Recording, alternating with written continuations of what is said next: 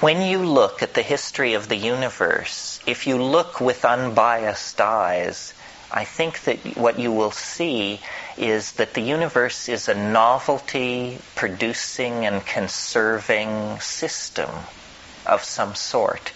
The early universe was so simple that when we now we're going with science here for a minute, we're asked to believe that it sprang from nothingness in a single moment, that its diameter was less than that of an electron. And then in a very short period of time, a number of very dramatic things happened. But they are all couched in terms of an expansion and cooling.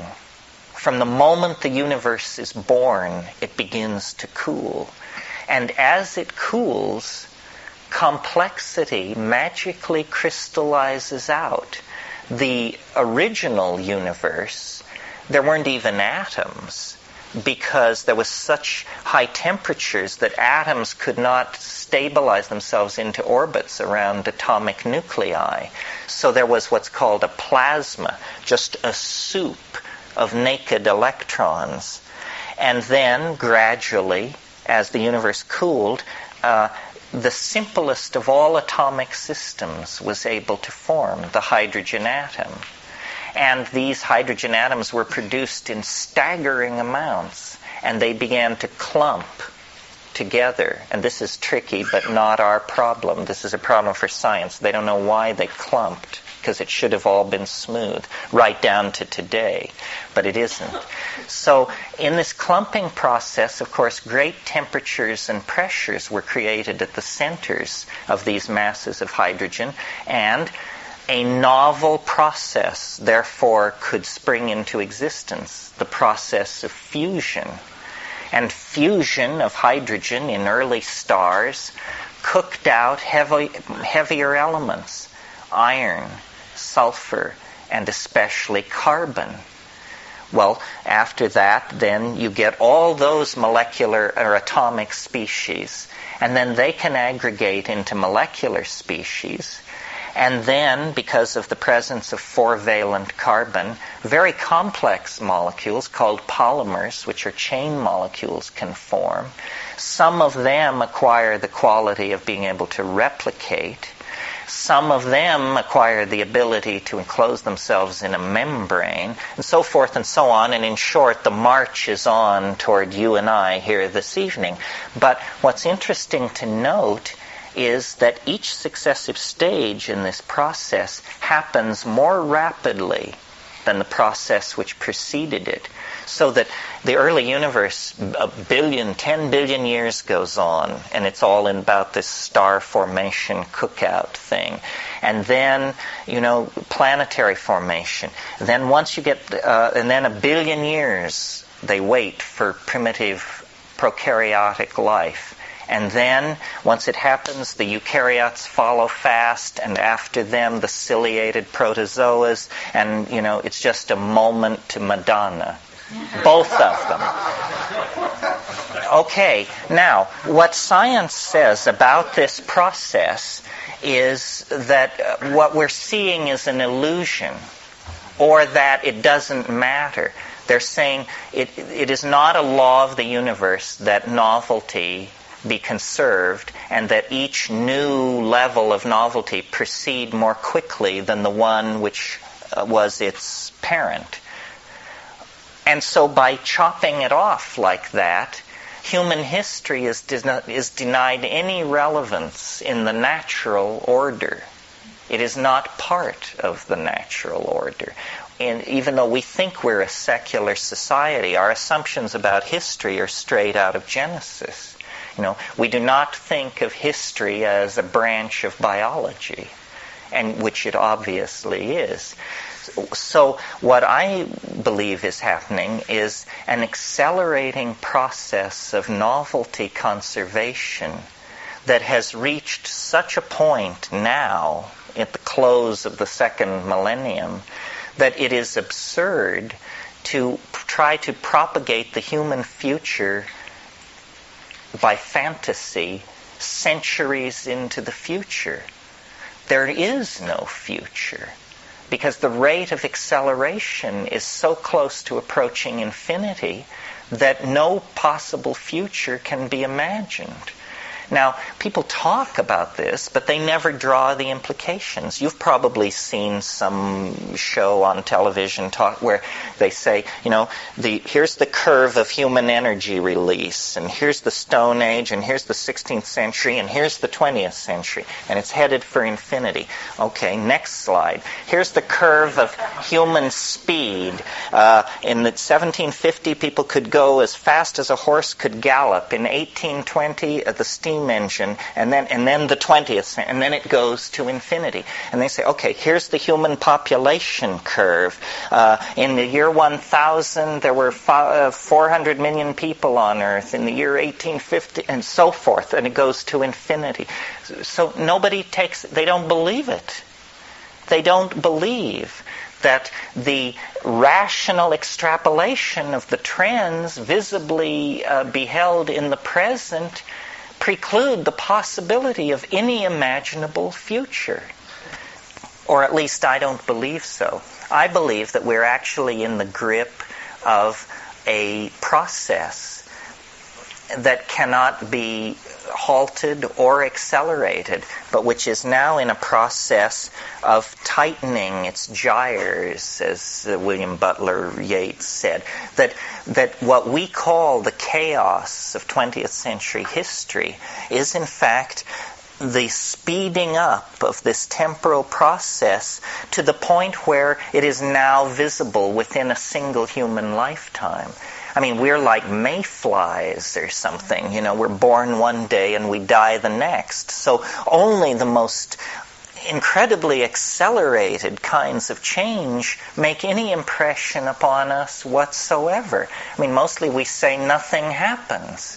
But in fact, in the 20th century, it's incredible. In the last 12 months, there has been more change compressed into time than in the previous 20 years. And those 20 years had more change in them than the previous 100 years. And that 100 years had more change in it than the previous 1,000 years. And that 1,000 years had more change in it than the previous 10,000 years. But science tells us this is meaningless.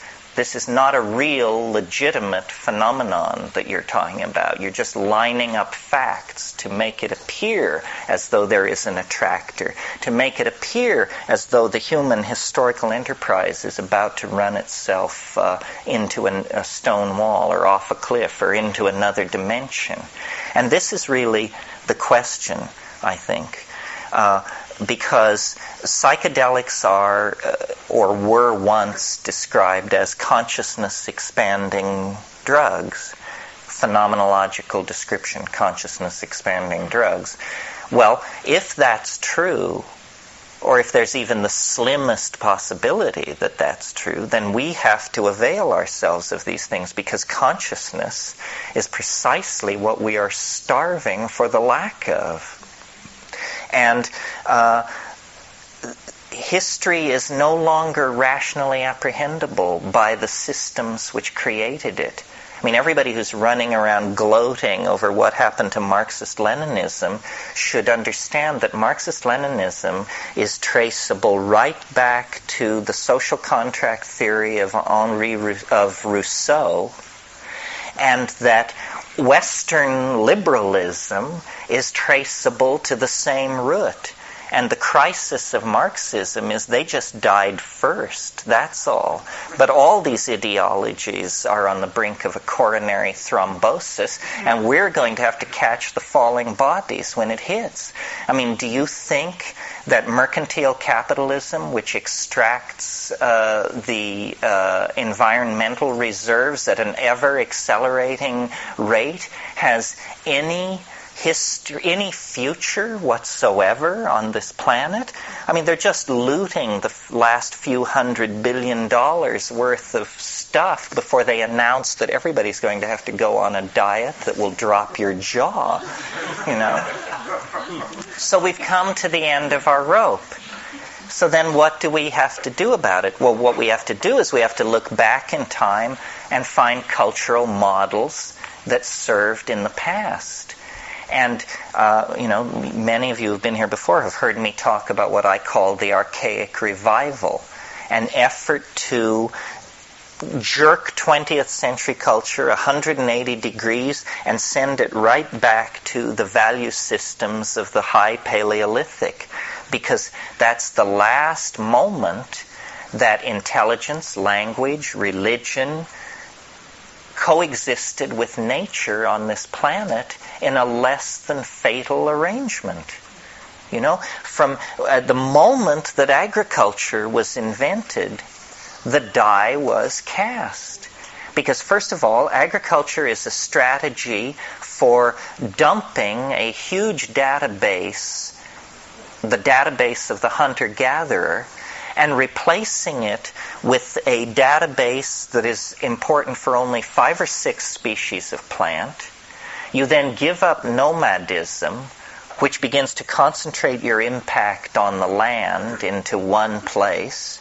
You then plant these crops, and you have such success producing food that now moving anywhere is unthinkable. Plus, the big project after the fall harvest festival is now we have to build a wall to keep the starving people from stealing our surplus. So immediately there's us successful people and those people who weren't successful and who have different cultural values and who didn't produce a food surplus. So, we've decided we're going to sharpen sticks and kill all of them. So then you have warfare, thicker walls, retreat into cities, standing armies, defense of territory, class structure emerge, the notion of wealth as an abstraction, because wealth in an Aboriginal society is a sharpened stone, not your portfolio with your investments neatly listed, you see. So this is, just a pass over these themes. I know a lot of people came hundreds of miles and drove a long way today, and I tend to whip you with this stuff. But the idea is that the psychedelics are more than the best fun there is, which they are, more than a tool for exploring your own psyche and straightening out your own kinks, which they are.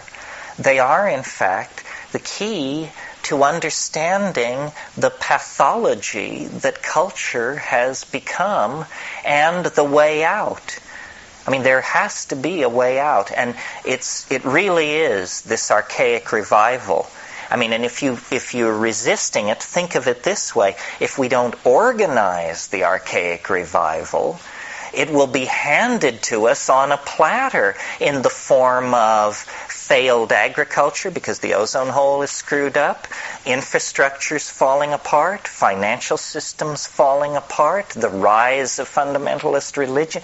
In other words, we are going to have a return to a previous historical model, and it can either be managed humanely through an honoring of the feminine, an honoring of the earth, a return to the